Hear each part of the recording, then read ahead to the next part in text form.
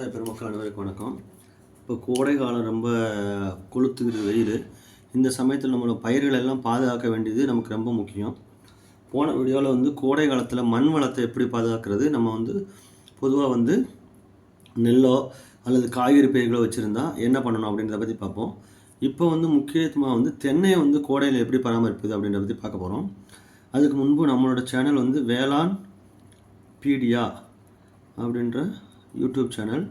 நிறைய விவசாய நண்பர்கள் சப்ஸ்கிரைப் பண்ணாமல் பார்த்துட்ருக்கீங்க. அனைத்து விவசாய நண்பர்களும் இந்த சேனலுக்கு சப்ஸ்கிரைப் பண்ணிக்கோங்க. ரொம்ப யூஸ்ஃபுல்லாக இருந்துச்சுன்னா பெல் பட்டனை அமைத்துட்டு ஜாயின் பண்ணி எங்களுக்கு சப்போர்ட் பண்ணுங்கள். இப்போ கோடை காலத்தில் தென்னை பராமரிப்பில் ரொம்ப ரொம்ப முக்கியம் வெயில் காலத்தில் நீர் தான். நீர் பராமரிப்பு, தென்னைனாவே நீர் நமக்கு ரொம்ப முக்கியம். ஏன்னா நீர் நம்ம எந்த அளவுக்கு கொடுக்குறோமோ அந்த அளவுக்கு தான் தென்னையில் காய்கள் வலுவாகவும் பெரிதாகவும் இருக்கும். இப்போ நீர் பாசனம் இரிகேஷன் பொறுத்தவரையும் வாரத்திற்கு 1 அல்லது 2 முதல் ஆழமான நீர் பாசனம், ஆழமானனா நல்லா தேக்கி வச்சு, இப்போ தென்னை இருக்குன்னா தென்னையை சுற்றி ரவுண்டாக குழி போட்டிருப்பீங்க இல்லையா, அதை நல்லா தேக்கி தண்ணி பாய்ச்சணும். இது ஃபுல்லாக தேக்கி தண்ணி பாய்ச்சணும். ட்ரிப்பில் போட்டிருந்தீங்கன்னா டெய்லி லைட்டாக தண்ணி பாய்ச்சலாம். ட்ரிப்புனா தினமும் ஸ்லைட் தண்ணி பாய்ச்சலாம். ஒரு மரத்திற்கு ஒரு நாளைக்கு 150லிருந்து 200 லிட்டர் தண்ணீர் ஒரு மரத்திற்கு தேவைப்படும். தென்னை மரத்தை பொறுத்த வரைக்கும் ஒரு தென்னை மரத்துக்கு 150லிருந்து 200 லிட்டர் தண்ணி தேவை. ஸோ அதுக்கு தகுந்த மாதிரி நம்ம தண்ணி பாய்ச்சறது ரொம்ப ரொம்ப முக்கியம். பொதுவாக ட்ரிப் இரிகேஷனில் இருந்துச்சுன்னா அந்த வெயில் காலத்தில் நமக்கு தண்ணி கம்மியாக இருக்கும். அதே சமயத்தில் ட்ரிப்பில் விடும்போது அந்த வேரோட பகுதி எப்பயுமே காயாமல் ஈரமாக இருக்கும். அதனால தான் எல்லா விவசாய நண்பர்களும் தென்னை மரத்திற்கு நீங்கள் ட்ரிப் இரிகேஷன் போட்டுக்கிறது ரொம்ப அவசியம். அதே மாதிரி பேசின் போட்டு தண்ணி பாய்ச்சணும்னா ரொம்ப முக்கியமாக ஒரு மரத்துக்கு இன்னொரு இடத்துக்கு முன்னாடி பேசின் போட்டு தண்ணி பாய்ச்சணும்னா நம்ம தண்ணி நின்று நம்ம தென்னை மரத்துக்கு எல்லாம் கிடைக்கும். அது ரொம்ப முக்கியம். ரெண்டாவது மல்ச்சிங் போடுறது, மழுங்கல் போடுறது ரொம்ப முக்கியம். மல்ச்சிங் எதுக்குன்னா மூடாக்கும்பாங்க. மல்ச்சிங்னா மூடாக்கு. ஏன் மூடாக்கு வேணும்? ஏன்னா மரத்தை சுற்றிலையும் தென்னை மரம் இருக்கும் வச்சுக்கோங்களேன். தென்னை மரத்தை சுற்றியில் நீங்கள் படத்தில் காட்டுற தேங்காவோட தலைகீழியாக திருப்பி நீங்கள் மூடி வைக்கணும். அப்படி மூடி வைக்கும்போது ஆவியாகாமல் தண்ணீர் உள்ளேயே தேங்குது. அப்போ ஈரம் சேமிக்கப்படுது மரத்துக்கு கீழே. அப்படி இல்லை, தென்னை மரம் இல்லைன்னா உலர்ந்த இலைகள், ஓடுகள் அல்லது தென்னங்கீற்று அதை போட்டு அந்த பேசினை சுற்றி நம்ம மூடி வைக்கணும். மூடி வைக்கும்போது என்ன ஆகும்னா வெயில் காலத்தில்னா அதிக நீராவி போக்கு, அதாவது எவாப்பரேஷன் நடக்கும். அந்த நீராவி போக்கு அதிகமாக நடக்கிறதுனால என்ன ஆகுனா நம்ம மண்ணில் இருக்கக்கூடிய எல்லா தண்ணிகளும் ஆவியாகி சூரியனுக்கு போயிடும். அப்போ மண்ணில் உள்ள நீரை ஆவியாகாமல் தடுத்து அந்த நிலப்பகுதியை ஈரப்பதமாக வச்சுக்கிறதுக்கு நமக்கு மூடாக்குதல் ரொம்ப ரொம்ப முக்கியம். தென்னை மரம் வச்சுருக்கவங்க நான் நல்லா லேண்டை கிளியராக வச்சுக்கிறேன் அப்படின்னு சொல்லிட்டு உழவை ஓட்டி களைகள்லாம் எதுவும் இல்லாமல் அப்படியே கிளியராக வச்சுருந்தீங்கன்னா உங்களுக்கு சூரிய ஒளி டைரெக்டாக பட்டு எவாப்ரேஷன் நடக்குங்க. அந்த மாதிரி பண்ணக்கூடாது. கோடை காலத்தில் கொஞ்சம் கிராப்ஸ்கள், வீடுகள் இருக்கட்டும், களைகள் இருந்தாலும் தப்பு கிடையாதுங்க. தென்னை மரத்தை சுற்றி நீங்கள் மூடாக்கு செய்கிறது ரொம்ப ரொம்ப முக்கியம். அல்லது தென்னை மரத்தை சுற்றி நீங்கள் விதைகளோட போட்டு விட்டிங்கன்னா அந்த சனப்பு இதெல்லாம் போட்டு விட்டிங்கன்னா அது கொஞ்சம் முளைச்சி வரும். முளைச்சி வரும்போது உழவு ஓட்டி அதிலே மடக்கி கொடுத்துடலாம். ஸோ அந்த மாதிரியும் செய்யலாம். ரொம்ப ரொம்ப முக்கியம் மூடாக்கு பண்ணுறதுங்க. இதனால் மண்ணின் ஈரப்பதம் பாதிக்கப்படும். அதுக்கடுத்து உரம் மேலாண்மை. பொதுவாக வெயில் காலத்தில் நம்ம தென்னைக்கு உரம் வைக்கக்கூடாதுங்க. அப்படியே நீங்கள் உரம் வைக்கிற மாதிரி இருந்துச்சுன்னா தலைச்சத்தோட அதிக நைட்ரஜன் கொடுக்காம அதிக நைட்ரஜன் உள்ள தலைச்சத்து உள்ள யூரியா போன்றவற்றெல்லாம் போடக்கூடாது. யூரியா போட்டிங்கன்னா சும்மா 250 கிராமோ அல்லது சூப்பர் பாஸ்பேட் ஒரு 1/2 கிலோ, எம்ஓபி 1/2 கிலோ இந்த மாதிரி மட்டும் வச்சா போதும். ரொம்ப அதிகமாக உரம் வைக்க தேவையில்லை. அப்படி இல்லை, நீங்கள் ட்ரிப்பு வச்சுருந்தீங்கன்னா ஒரு 17 மட்டும் நீங்கள் ட்ரிப்பு மூலியமாக கொடுக்கலாம். இந்த மாதிரி உரம் 2 பாகங்களாக பிரித்து கொடுக்கணும். முக்கியமாக மண்ணில் ஈரப்பதம் இருக்கணும். ஈரப்பதம் இருக்கும்போது தான் நீங்கள் உரம் கொடுக்கணும். ஈரம் இல்லாமல், தண்ணியில் ஈரம் இல்லாமல் உரம் கொடுத்தீங்கன்னா அது வேஸ்ட்டுங்க. தண்ணி எடுத்துக்காது. மேலும் அது ஸ்கார்ச்சிங் எஃபெக்டை கொடுக்கும். ஏன்னா தென்னை மிக முக்கியமான வந்து தண்ணீர் விரும்பி சாப்பிடக்கூடிய பயிர்.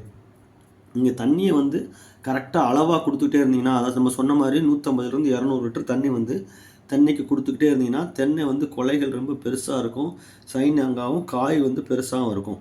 அதே மாதிரி வந்து நுண்ணூட்ட உரமும் நீங்கள் வந்து வேர் மூலிமா கொடுக்கலாம், அல்லது வந்து ட்ரிப்பு மூலிமா கொடுக்கலாம். மைக்ரோ நியூட்ரியன் மிக்சர் இருக்குங்க, மைக்ரோ நியூட்ரியன் மிக்சர் அது கொடுக்கலாம். EDTA ஃபார்மில் உடனடியாக தண்ணீரில் கரையும், அது கொடுக்கலாம். அப்புறம் வந்து ஹியூமிக் அமிலம் வந்து பவுட்ரு ஃபார்மில் இருக்குங்க.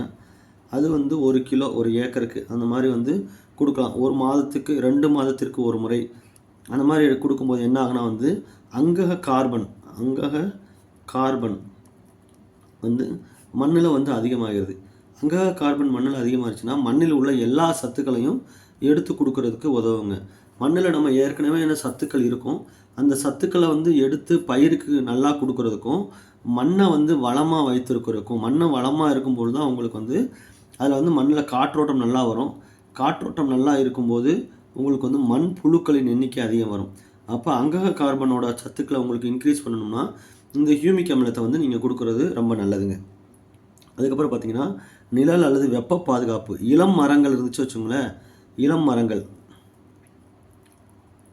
இப்போ சின்னதாக இருந்துச்சுன்னா ஒரு பனை ஓலை மாதிரி, கொட்டகை மாதிரி பனை ஓலை அல்லது சேடு நட்டு, பச்சை கலர் சேடு நட்டு இல்லையா, அதை வச்சு டைரெக்டாக வந்து சன்லைட் படாத வரைக்கும் பாதுகாத்தணும். ஏன்னா இளம் மரம் இருக்கும்போது வந்து உடனடியாக வந்து காய்ந்து விடும். ஏன்னா வெப்பம் வந்து ரொம்ப அதிகமாக படிக்குதுங்க.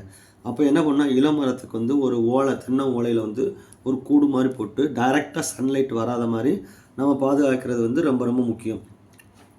அப்புறம் வெயில் காலத்தில் வந்து இந்த பூச்சி நோய் தாக்குதல்னு பார்த்திங்கன்னா அதிகமாக வந்து ரெட் பாம் ஈவில், சிவப்பு கூன் வண்டு, அடுத்து ரைனோசரஸ் பீட்டில் அப்படின்ற கொடுக்க காண்டாமிருக வண்டு. இந்த ரெண்டுமே வந்து நம்ம எப்படி கட்டுப்படுத்துறது, இயற்கையாக எப்படி கட்டுப்படுத்துறது, அதுக்கப்புறம் வந்து ஃபெரமோன் ட்ராப், இன கவர்ச்சி பொறி வைத்து எப்படி கட்டுப்படுத்துறதை பற்றி நிறையா வீடியோ வந்து நம்ம இந்த சேனல்லையே போட்டிருக்கோம். ஸ்பெஷலாக இதை பற்றி தேவை அப்படின்னு ஒன்று வந்து அந்த சேனலில் உள்ளே போய் பாருங்கள், நிறையா வீடியோ இருக்குது. ஸோ இதை வந்து ஃபெரமோன் ட்ராப் வச்சு கட்டுப்படுத்தலாம். நீர் சேமிப்பு முறையில் வந்து பொதுவாக நீங்கள் வந்து ரெயின் வாட்டர் ஹார்வெஸ்டிங் செய்ய முடிஞ்சதுன்னா நீங்கள் செய்ய வைக்கலாம். உங்கள் தோப்பில் வந்து ஒரு சின்னதாக 10க்கு 10 அல்லது 20க்கு 20 வந்து சின்ன குழி தோண்டி ஒரு குளம் மாதிரி அமைக்கலாம். இதுக்கு கவர்மெண்ட் வந்து சப்சிடியே கொடுக்குறாங்க. ஸோ நம்ம குளம் வெட்டுறதுக்கு அதை நம்ம வெட்டிக்கிட்டு வரக்கூடிய தண்ணியை வந்து இதில் ரெயின் வாட்டர் ஹார்வெஸ்ட் பண்ணி வச்சிங்கன்னா நமக்கு வந்து கோடை காலத்தில் இது யூஸ்ஃபுல்லாக இருக்கும். இன்னொன்று வந்து இதில் மீன்கள் கூட போட்டு நம்ம வளைக்கலாம். இது ரொம்ப முக்கியம். அப்புறம் வந்து கோடையில் வந்து நீங்கள் வந்து இடைப்பயிராக வந்து ஒரு கவுப்பியோ சனப்பையோ இதெல்லாம் கொடுக்கும்போது, இப்போ பயிர் வந்து 25க்கு 25க்கு போட்டிருப்பீங்க இல்லையா, அப்போ இடைப்பட்ட பகுதியில் வந்து நீங்கள் வந்து சனப்பை, அப்புறம் கவுப்பி இந்த மாதிரி பயிர்களை வந்து நீங்கள் நடவு நட்டுட்டிங்கன்னா வெயிலும் வந்து உடனடியாக தாக்காமல் இருக்கும்.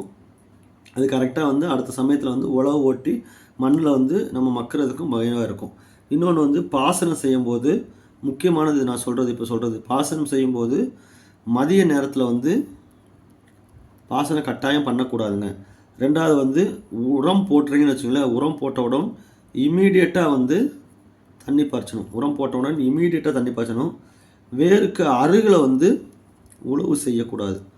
ஏன்னா வேறு மரத்தில் இருந்து ஒரு 3 அடி டிஸ்டன்ஸுக்கு தான் நமக்கு வந்து பென்சில் திக்னஸ் சிவப்பு வேர் இருக்குங்க. அதுதான் வந்து மண்ணில் உள்ள சத்துக்களை எடுக்கும். அதனால் வந்து 3 அடிக்கு பக்கத்தில் வந்து இந்த பக்கம் 3 அடி இந்த பக்கம் 3 அடி தள்ளி நம்ம உழவு ஓட்டணும். எப்போயுமே மரத்தை ஒட்டி உழவு ஓட்டக்கூடாது.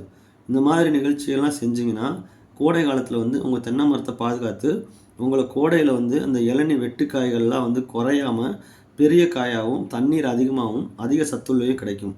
மேலும் உங்களுக்கு ஏதாவது தகவல்கள் தேவை என்றால் 9443358494 என்ற நம்பருக்கு வந்து நீங்கள் வாட்ஸ்அப் மெசேஜையோ அல்லது குரல் பதிவோ செய்து விவசாயம் சம்பந்தமான எந்த சந்தேகங்களையும் கேட்டு தெரிந்து கொள்ளலாம். நன்றி, வணக்கம்.